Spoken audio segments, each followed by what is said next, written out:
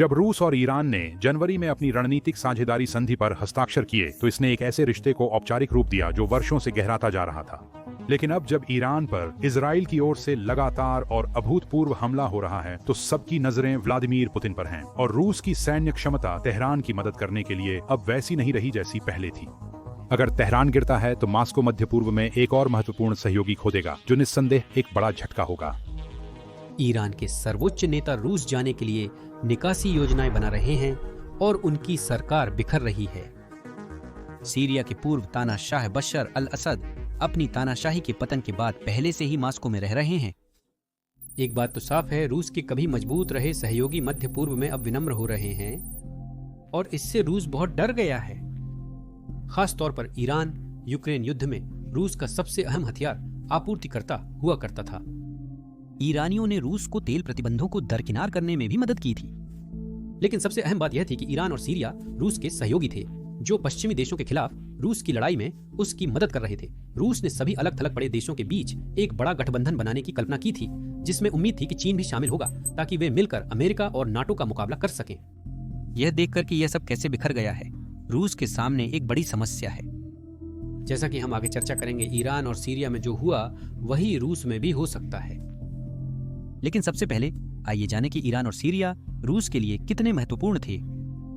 असद शासन कुछ समय पहले दिसंबर 2024 में गिर गया था, लेकिन हमें इस बात को कम नहीं आंकना चाहिए कि यह रूस के लिए कितना बड़ा झटका था। बशर अल असद सत्ता में व्लादिमीर पुतिन की मेहरबानी से थे। 2015 में जब असद को अमेरिका, तुर्की और अन्य देशों द्वारा समर्थित विपक्षी ताकतों द्वारा हटाया जाने वाला था, तब रूस ने असद की मदद के लिए अपना वायु सेना भेजा और बड़े पैमाने पर बमबारी अभियान चलाए। पुतिन ने यहां तक कि बैरुख वागनर मिलिशिया को भी सीरिया में लड़ने के लिए भेजा। अब उन्होंने यह दो कारणों से किया। सबसे पहले वह असद का इस्तेमाल मोहरे के रूप में करना चाहते थे ताकि मध्य पूर्व में अमेरिका का विरोध कर सके, लेकिन उन्होंने सीरिया के रणनीतिक महत्व को भी रूस के लिए देखा। पुतिन लंबे समय से असद परिवार के दोस्त रहे हैं और सीरियाई सरकार ने रूसियों को भूमध्य सागर में स्थित एक महत्वपूर्ण बंदरगाह, जिसे टारसस बंदरगाह कहा जाता है, तक पहुंच दी। उन्हें पास में एक एयरबेस भी मिला। इससे रूस को उत्तर अफ्रीका, दक्षिणी यूरोप और मध्य पूर्व में अपनी ताकत दिखाने का मौका मिला। यह कम से कम पहले ऐसा था, क्योंकि 2024 में विद्रोही ताकतों ने अचानक वापसी कर ली। इसी समय के आसपास असद शासन बहुत कमजोर था और यह कुछ ही दिनों में गिर गया। नई सीरियाई सरकार ने टारसस बंदरगाह पर पट्टा समाप्त कर दिया है और रूसी सेनाएं धीरे धीरे पीछे हटना शुरू कर चुकी हैं। सीरिया में उनके सभी साल अचानक बिना किसी नतीजे के खत्म हो गए और तुर्की ने विद्रोहियों का समर्थन करके आखिरकार बाजी मार ली। यह रूसी पक्ष की कमजोरी का भी संकेत था, क्योंकि वे विद्रोहियों के खिलाफ लड़ाई छोड़ते हुए नजर आए। शायद वे यूक्रेन में बहुत ज्यादा उलझे हुए थे और उन्हें अपने सभी संसाधन उसी संघर्ष पर केंद्रित करने पड़े। अब सीरिया को खोना रूस के लिए बुरा था, लेकिन यह दुनिया का अंत भी नहीं था। वे पहले से ही सीरिया की नई सरकार से बात कर रहे हैं और भले ही रूस अपने ठिकानों को बनाए न रख पाए, सीरिया रूस का सबसे महत्वपूर्ण साझेदार नहीं था। लेकिन रूस को अंदाजा नहीं था कि हालात इससे भी कितने ज्यादा खराब हो सकते हैं। उन्हें नहीं पता था कि यही चीज मध्य पूर्व में उनके एक और कहीं ज्यादा महत्वपूर्ण सहयोगी यानी ईरान के साथ भी हो सकती है। आखिरकार ईरान के विशाल मिसाइल और ड्रोन भंडार ने उसे इजराइल के साथ किसी भी संघर्ष से बचाकर रखना चाहिए था। साथ ही रूस ने अपनी कुछ बेहतरीन मिसाइल रक्षा प्रणालियां ईरान को दी थीं, जैसे कि S-300 और S-400 सतह से हवा में मार करने वाली मिसाइल प्रणालियां। ये इजरायली फाइटर जेट्स को दूर रखने के लिए थी, लेकिन ऐसा नहीं हो पाया। इजराइल ने सभी रूसी निर्मित वायु रक्षा प्रणालियों को नष्ट कर दिया और ईरान के आसमान में वायु प्रभुत्व हासिल कर लिया। इससे इजराइल को ईरानी सैन्य और सरकारी ठिकानों को पंगु बनाने की अनुमति मिली। यह ईरानी शासन के अस्तित्व के लिए एक गंभीर खतरा है और यह रूस के लिए एक बड़ी समस्या है, क्योंकि ईरान उसका सबसे महत्वपूर्ण सहयोगी है, जिसका मुकाबला केवल चीन ही कर सकता है। रूस के लिए इसके परिणामों पर जाने से पहले आइए पहले जान लेते हैं कि ये दोनों देश कितने करीब थे। उनकी साझेदारी का मुख्य कारण यह था कि वे दोनों अमेरिका का विरोध करते थे। ईरानियों को वाकई में अमेरिका की मध्य पूर्व में दखलंदाजी बिल्कुल पसंद नहीं है। उन्हें इराक, सीरिया, अफगानिस्तान और लीबिया में हस्तक्षेप से नफरत थी और उन्हें डर है कि अगला नंबर उनका हो सकता है। लेकिन सबसे अहम बात यह है कि वे अमेरिका के इजराइल को समर्थन देने से नफरत करते हैं। सालों से अमेरिका ने इजराइल को 228 अरब डॉलर की सैन्य सहायता दी है। ईरान और इजराइल कट्टर दुश्मन हैं और ईरान की इस्लामी सरकार चाहती है कि इजराइल खत्म हो जाए। इस बीच रूसियों को यूरोप में अमेरिका की दखलंदाजी पसंद नहीं है। पुतिन को सोवियत संघ के पतन के बाद नाटो के सैन्य विस्तार से नफरत थी। हाल ही में उन्होंने यूक्रेन पर हमला करके इसे रोकने की कोशिश की, लेकिन वह ज्यादातर असफल रहे हैं। हालांकि यह देखकर कि वे कितने एकजुट हैं, रूस और ईरान दोनों ने हाल के वर्षों में एक दूसरे का समर्थन करना शुरू कर दिया। सीरिया युद्ध में, जिसके बारे में हमने पहले बात की थी, ईरान और रूस ने असद का समर्थन करने के लिए साथ मिलकर काम किया। दोनों का उद्देश्य पश्चिम को पीछे धकेलना था। रूस ने भी ईरान को उसका परमाणु कार्यक्रम स्थापित करने में मदद की, बुशहर परमाणु ऊर्जा संयंत्र के निर्माण में सहायता की।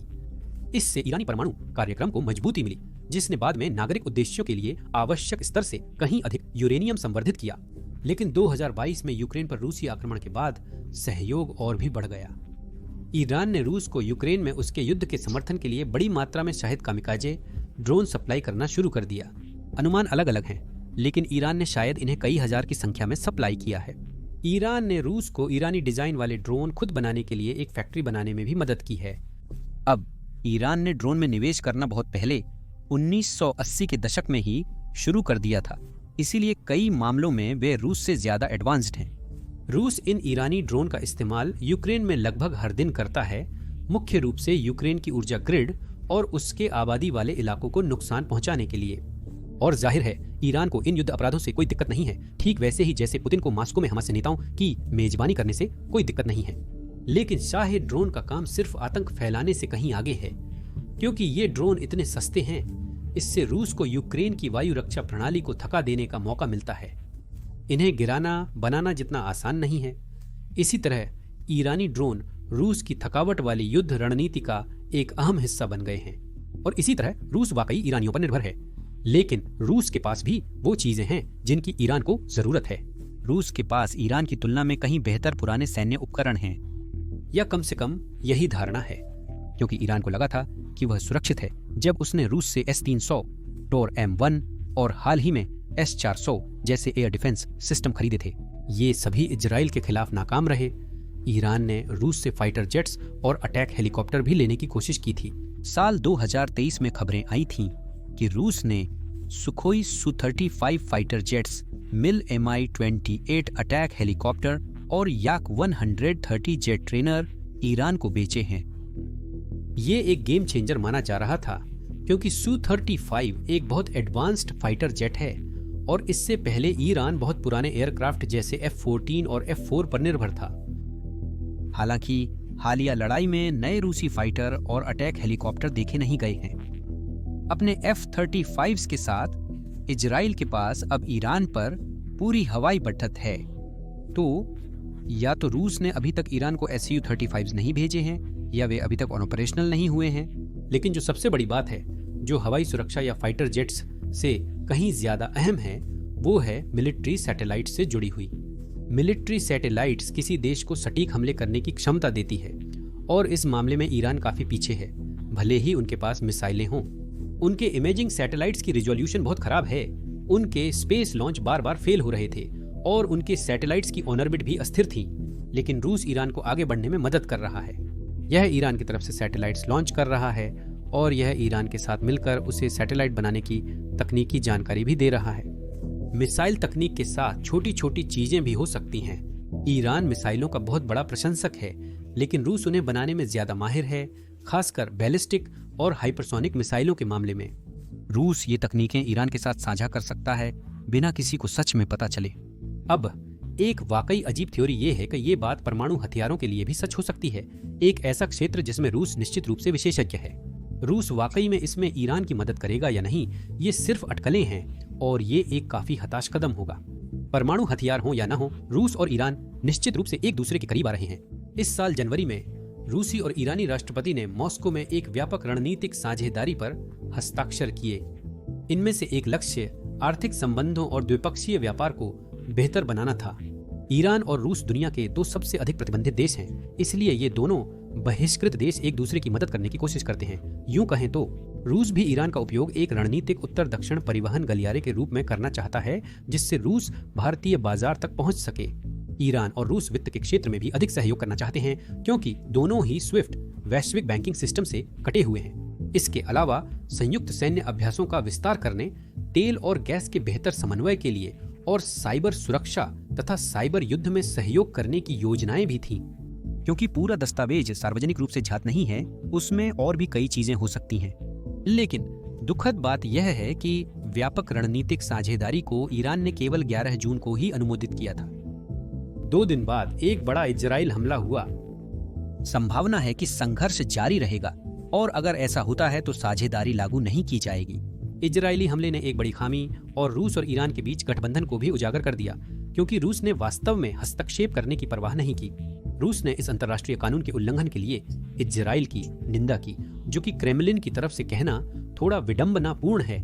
लेकिन इस बयान के अलावा रूस ने ईरानी शासन को कोई सैन्य समर्थन देने का वादा नहीं किया और उसने ईरान को कोई अतिरिक्त उपकरण भी नहीं भेजा। सुप्रीम लीडर कुछ अतिरिक्त एयर डिफेंस सिस्टम की सराहना करेंगे अगर उन्हें तुरंत बंद नहीं कर दिया जाए। कम से कम इतना तो है। रूसी समर्थन की यह कमी 2 बातें दर्शाती है। सबसे पहली बात, रूस के पास ईरान को देने के लिए कोई अतिरिक्त संसाधन नहीं है, क्योंकि वह यूक्रेन के साथ संघर्ष कर रहा है। वह एक ही समय में 2 युद्धों में शामिल होने का जोखिम नहीं उठा सकता। यह बात पहले से ही बिल्कुल साफ थी जब उसने दिसंबर 2024 में सीरिया में जो हो रहा था उसे देखा। रूसी समर्थन की कमी वहां की सरकार के पतन का मुख्य कारण थी। लेकिन दूसरी बात यह भी दिखाती है कि ईरान के साथ संबंध कभी भी सच्ची दोस्ती के बारे में नहीं थे, और इसे समझने के लिए हमें थोड़ा इतिहास देखना होगा। इन दोनों देशों के बीच 500 साल से भी अधिक समय से राजनयिक संबंध रहे हैं और लंबे समय तक दोनों एक दूसरे के प्रति दोस्ताना रहे। लेकिन 1651 में पहली रूस फारस युद्ध से शुरू होकर दोनों देशों ने एक दूसरे से लड़ना शुरू कर दिया। यह सिलसिला 5वीं रूस फारस युद्ध तक जारी रहा, जो 1826 में शुरू हुई थी। क्योंकि उस समय रूसी साम्राज्य बहुत शक्तिशाली था, उत्तरी ईरान रूसी प्रभाव में आ गया और 1907 में रूसी साम्राज्य ने ब्रिटिश साम्राज्य के साथ मिलकर ईरान को 3 प्रभाव क्षेत्रों में बांट लिया। उत्तर में रूसी क्षेत्र, बीच में एक तटस्थ क्षेत्र और दक्षिण पूर्व में ब्रिटिश क्षेत्र था। यह ईरानियों के लिए अपमानजनक था। और बाद में जब रूसी क्रांति के दौरान रूसी थोड़े समय के लिए पीछे हटे तो सोवियत 1920 में वापस लौटे और उत्तरी ईरान के कुछ हिस्सों पर कब्जा कर लिया। वे केवल 1946 में ही पीछे हटे जब द्वितीय विश्व युद्ध समाप्त हो गया था। 1953 में CIA और MI6 ने ईरान में तख्ता पलट करके तेल संसाधनों पर कब्जा कर लिया और इससे ईरान पश्चिमी देशों के साथ जुड़कर सोवियत संघ का दुश्मन बन गया। 1969 में ईरानी क्रांति के बाद, जिसने ईरान में एक नया इस्लामी शासन स्थापित किया, हालात ज्यादा बेहतर नहीं हुए। 1 साल बाद जब सद्दाम हुसैन ने ईरान पर हमला किया तो क्रूर इराक ईरान युद्ध शुरू हो गया। सोवियत संघ शुरू में तटस्थ था, यानी उसने दोनों पक्षों को हथियार मुहैया कराए, लेकिन 1982 में उन्होंने पूरी तरह से इराक का समर्थन करना शुरू कर दिया। उन्हें ईरान में नई इस्लामी हुकूमत पसंद नहीं थी और उनके दिमाग में ईरान के साथ ऐतिहासिक प्रतिद्वंद्विता भी थी। तो इस इतिहास को जानने के बाद यह साफ है कि रूस और ईरान अच्छे दोस्त क्यों नहीं हैं।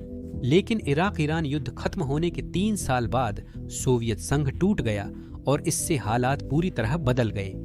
लेकिन आज तक ईरान और रूस असली सहयोगी नहीं हैं। दोनों देश बेहद शक्तिशाली बनना चाहते हैं, लेकिन पश्चिम का विरोध करने के मामले में वे बस एक ही खेमे में हैं। इसके अलावा वास्तव में ज्यादा सहमति नहीं है। 2007 में ईरान को कलेक्टिव सिक्योरिटी ट्रीटी ऑर्गेनाइजेशन में शामिल होने का प्रस्ताव दिया गया था, जो एक रूसी संगठन है और मूल रूप से नेटो की नकल है। शुरुआत में ईरान इसमें रुचि रखता था, लेकिन उसने इसे आगे नहीं बढ़ाया, शायद इसलिए क्योंकि वह ऐतिहासिक और रणनीतिक कारणों से रूस पर भरोसा नहीं करता और विचारधारात्मक रूप से दोनों बिल्कुल मेल नहीं खाते, क्योंकि ईरानी शासन पूरी तरह से इस्लामी है। दोनों देशों में केवल एक ही चीज समान है और वह है उनका सत्तावादी शासन। तो हाल ही में जब ईरान पर इजराइल ने हमला किया तो रूस ने बस किनारा कर लिया। आखिरकार रूस केवल ईरानी शासन का फायदा उठाना चाहता था, उसे वास्तव में उसकी रक्षा करने में कोई दिलचस्पी नहीं थी। अब पुतिन पूरी कोशिश कर रहे हैं कि स्थिति को संभालें, क्योंकि वे चाहते हैं कि ईरानी शासन अभी भी बना रहे। राष्ट्रपति ट्रंप के साथ एक फोन कॉल में उन्होंने कहा कि रूस इजराइल ईरान समझौता करा सकता है। उन्होंने यहाँ तक प्रस्ताव दिया कि ईरान का यूरेनियम रूस में ले लिया जाए, लेकिन यह रूस का क्षेत्र में और अधिक प्रभाव हासिल करने का एक और प्रयास है। अचानक पुतिन ईरानी शासन के समर्थक से शांति दूत बनने की कोशिश कर रहे हैं। वह चाहता है कि रूस क्षेत्रीय सुरक्षा का गारंटर बने, लेकिन ट्रंप वह इसमें बिल्कुल भी दिलचस्पी नहीं रखते। तो यह संभव है कि पुतिन को मध्य पूर्व में किनारे कर दिया जाए और इसके प्रभाव बहुत बड़े हो सकते हैं। रूस पूरी दुनिया में प्रभाव रखने वाली एक महाशक्ति बनने की कोशिश कर रहा है, लेकिन मध्य पूर्व से बाहर निकाले जाने पर रूस अधिक से अधिक एक क्षेत्रीय शक्ति बनकर रह जाएगा। ईरानी तेल की तस्करी और ईरान के माध्यम से व्यापार खोना रूस की अर्थव्यवस्था को और नुकसान पहुंचाएगा और ईरानी ड्रोन के बिना पुतिन यूक्रेन युद्ध में काफी कमजोर हो जाएंगे। साथ ही अगर ईरानी शासन गिरता है तो इसका मतलब है कि पश्चिमी देश मध्य पूर्व से संसाधनों को वापस यूरोप में स्थानांतरित कर सकते हैं, जिससे यूक्रेन और मजबूत होगा। यूक्रेन युद्ध की बात करें तो ईरान में इजराइल जो कर रहा है और यूक्रेन में रूस जो कर रहा है, उनके बीच का फर्क बहुत कुछ कहता है। मूल रूप से यह दिखाता है कि अमेरिका समर्थित गठबंधन बनाम अलग थलग देशों के गठबंधन की प्रदर्शन क्षमता कैसी है। रूस कई वर्षों से यूक्रेन से लड़ रहा है, लेकिन बहुत कम प्रगति हुई है, जबकि कुछ ही दिनों में इजराइल ने ईरानी सेना के कई हिस्सों को पंगु बना दिया है। रूस यूक्रेन में बहुत सारे विमान खो रहा है, लेकिन इजराइल ईरान के आसमान में बिना किसी लड़ाकू विमान को खोए अपने लक्ष्यों पर बमबारी करने के लिए स्वतंत्र रूप से काम कर सकता है। रूस वोलोदिमिर जेलेंस्की और उसके सैन्य कमांडरों को निशाना नहीं बना सकता, लेकिन इजराइल IRGC के शीर्ष नेताओं को खत्म करने में सक्षम रहा है और ऐसी तुलना की सूची बहुत लंबी है। यह निश्चित रूप से यह संकेत देता है कि पश्चिमी सेनाएं श्रेष्ठ हैं, जिनके पास बेहतर हथियार, बेहतर तकनीक और बेहतर खुफिया एजेंसियां हैं।